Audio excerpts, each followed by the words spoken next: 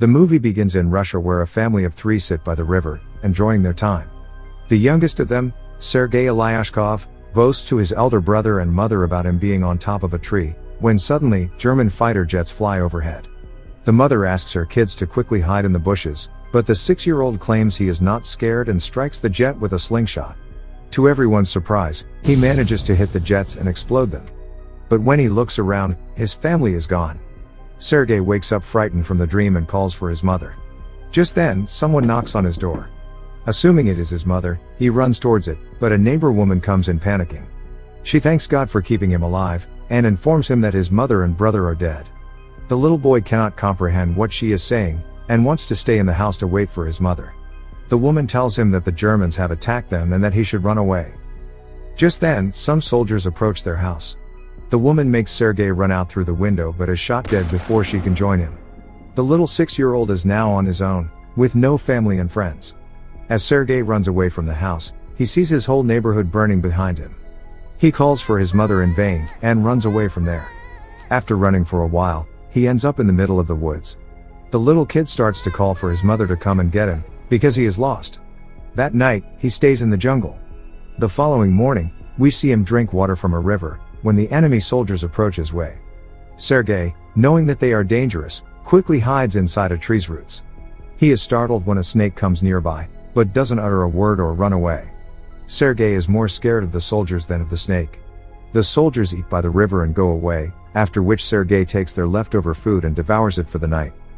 However, by the end of the day, the little boy is exhausted. He hasn't had a proper meal in 2 days and has been walking with no destination. He falls down as he limps but doesn't stop walking.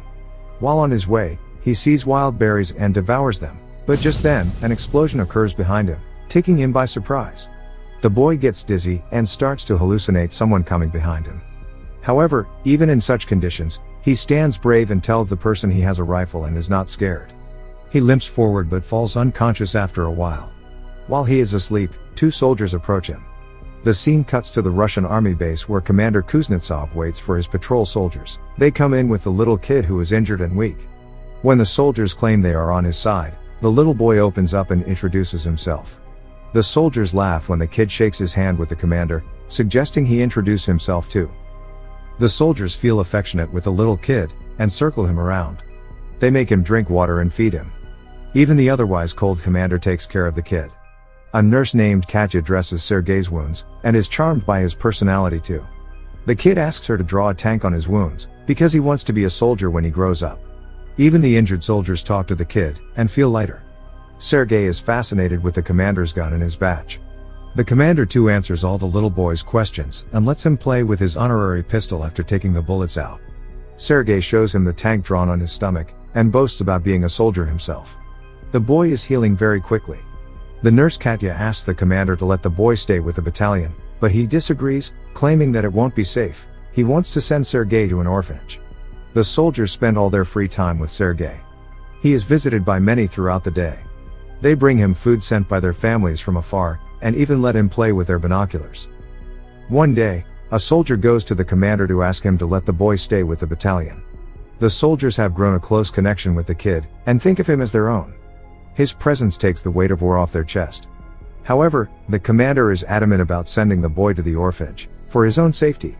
The following day, the enemies attack, and many soldiers are hurt. A vehicle comes to fetch Sergei to take him to the orphanage. The commander breaks the news to the kid, and gives him a wooden honorary pistol as a gift. The boy in turn hugs him, claiming that he is scared for the commander's safety. The commander melts in his embrace, and changes his mind. He asks Sergei to stay with the soldiers as his son. That night, the soldiers look for little soldier clothes for the little boy. They are over the moon to have Sergei stay with them. The commander wakes Sergei up and gives him the clothes.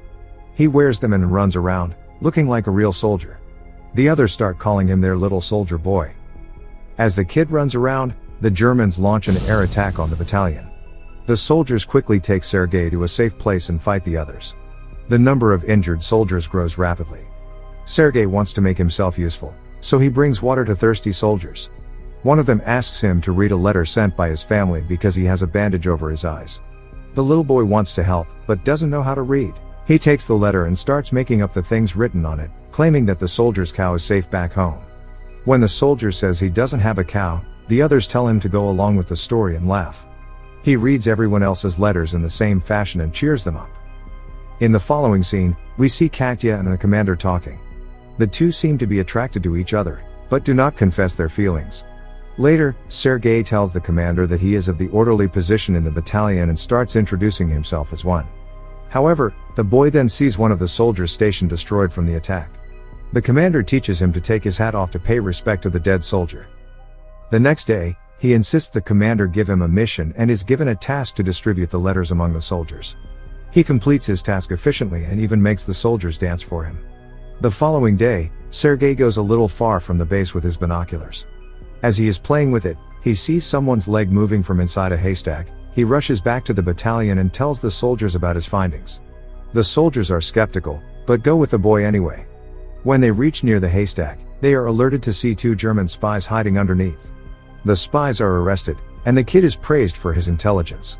That night, the commander shows Sergei the legal papers for his adoption. He is now officially the kid's father. Sergei knows of the commander's feelings for Katya, so, to repay his kindness, he takes him to confess to her. But the two see her talking to a different man, and wrongfully assume she is interested in someone else. The base is attacked by the Germans again. This time, Sergei helps the soldiers with all his might, by supplying ammunition to the soldiers in the front line, but the soldiers there command him to go back to the shed because it is too dangerous outside. When he comes to the shed, he sees the commander and others panicking because the phone's connection with the colonel is lost. A soldier is sent to fix the broken wires. Sergei follows the soldier and sees he has been fatally wounded. He asks the dying soldier how he can fix the wires, and does it himself. The connection comes back and more troops are called. The 6-year-old saves everyone's life. Later, we see the commander and Katya talking by the river. The commander finally confesses his love for her and asks her to be Sergei's mother. Katya is over the moon, but before she can say anything, a soldier approaches them and gives the commander a letter, saying they have been dispatched from the base. The following day, all the soldiers leave for their new base along with Sergei. However, on their way, they come across a minefield that blows off some of their vehicles. The commander is hurt while the group's orderly, who Sergei was close with, dies in the explosion. He cries and hugs the commander. They carry the injured ones with them and continue their journey to their new base. When they finally reach the other base, they meet the commander's leader, the general. He too is impressed by the kid's ambition, and congratulates the commander for having such a smart kid. The following day, their division is awarded a guard's banner, and so is the boy. He promises to save his country when the general gives him his badge. One night, their base is attacked brutally, and the commander is trapped under the ruins. Sergei cries for his father and tries to save him. He calls the other soldiers, who finally bring the commander out. The next day, Sergei approaches an injured commander. His hands were hurt while trying to save the commander. The kid is now an inseparable part of the team. He doesn't have a family beside them, and moves wherever they go in the war. The movie ends as the regiment is seen moving to another base. A voice in the background narrates that he even took part in the Stalingrad battle, and reached Poland with the soldiers. He is currently known as the world's youngest soldier ever, and the legendary story of his bravery is now spread for the whole world to hear.